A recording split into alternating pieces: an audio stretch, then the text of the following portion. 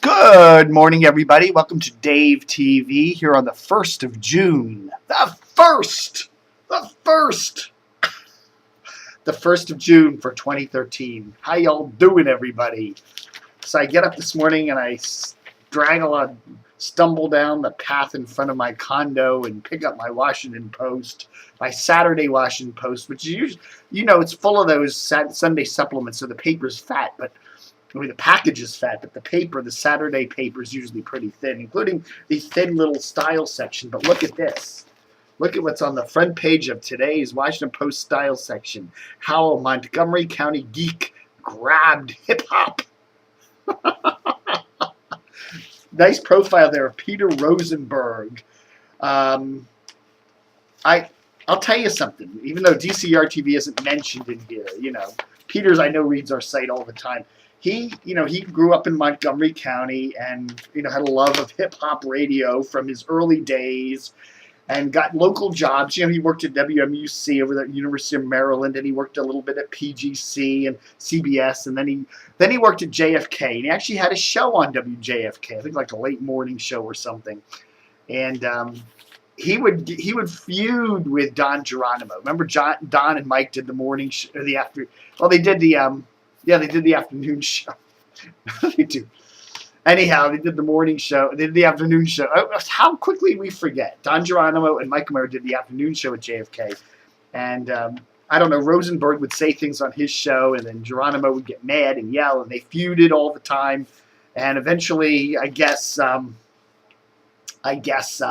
it made Geronimo so mad that somehow, who was the station manager at the time? The CBS cluster was Michael Hughes or whatever.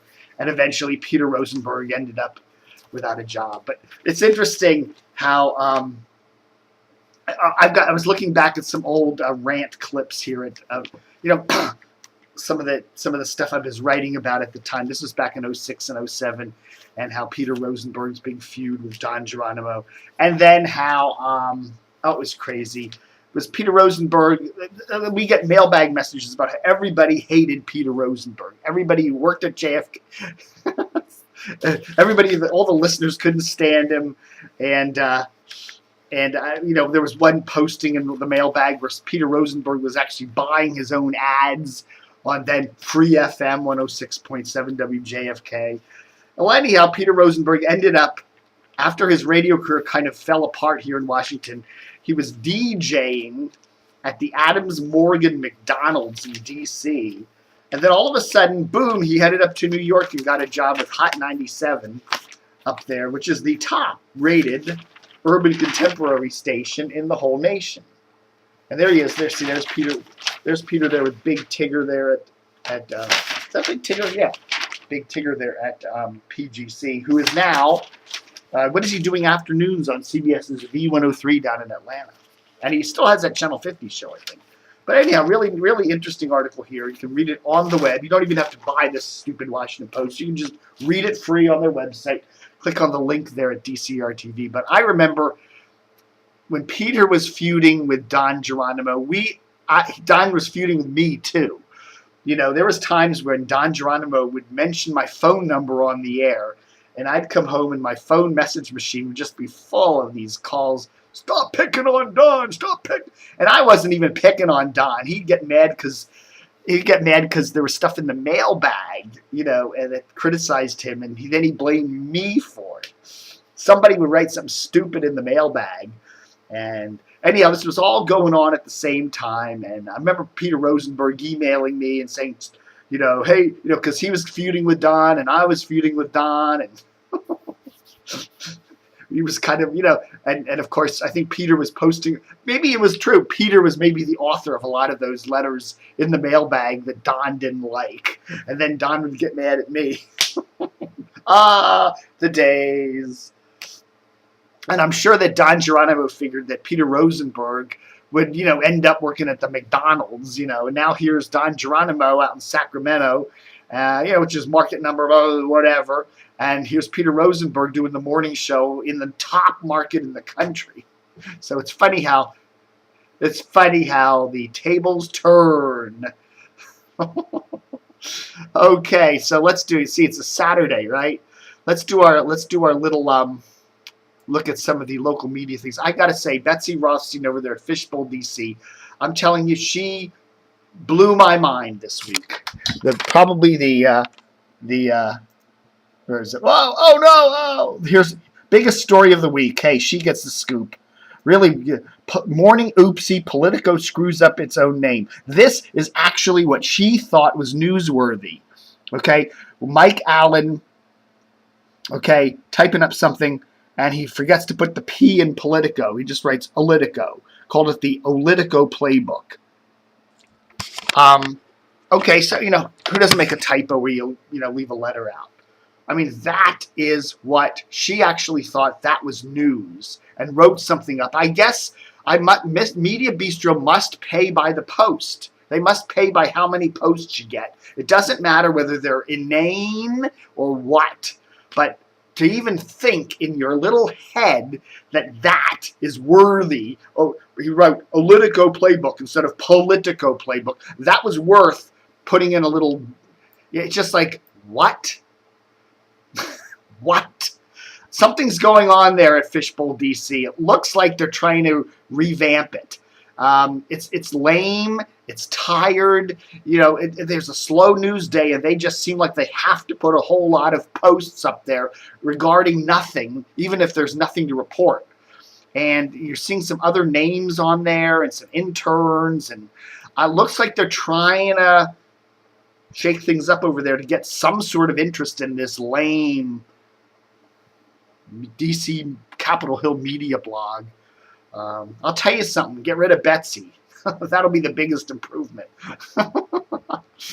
Oh, and then we look at poor old Erik Wemple over there at the Washington Post. Oh, poor old Erik. I mean, all he does is watch cable news and write about it, and then he gets if he's lucky, he'll get a couple hundred posts about something. It's like, what's the point? What's the point? What did he write about? He watches cable news, Oh no, I went to Fishbowl, D.C. again. What am I doing? I thought I clicked on. Oh no! Now here's a weird thing with Media Bistro. If you close Fishbowl, D.C., it'll repop it open again.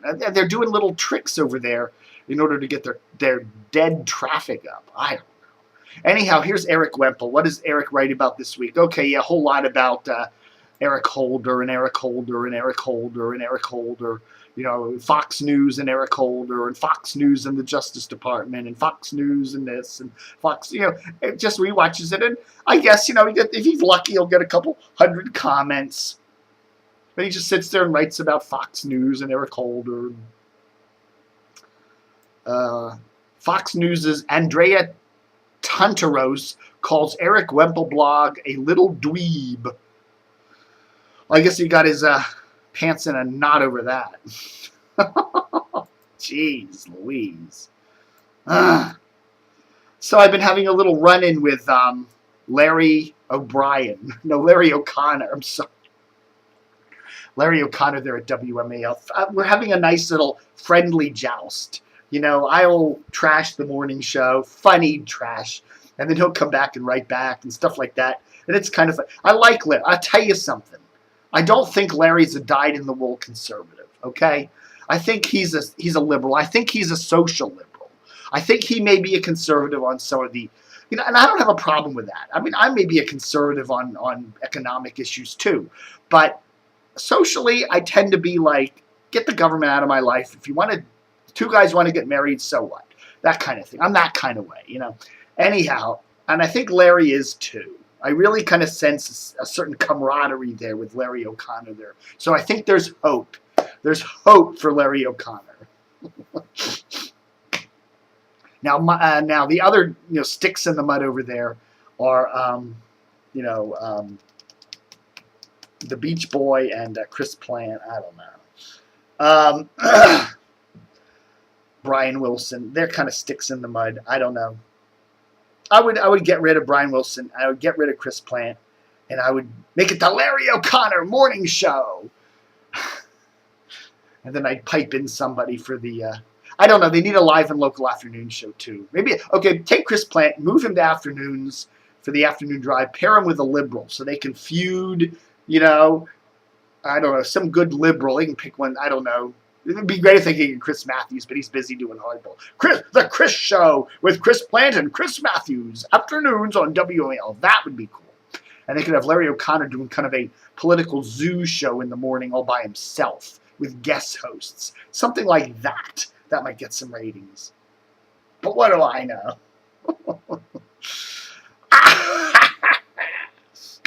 Still no confirmation yet on Cynne Simpson going to Atlanta's WAGA, the Fox station. We reported it.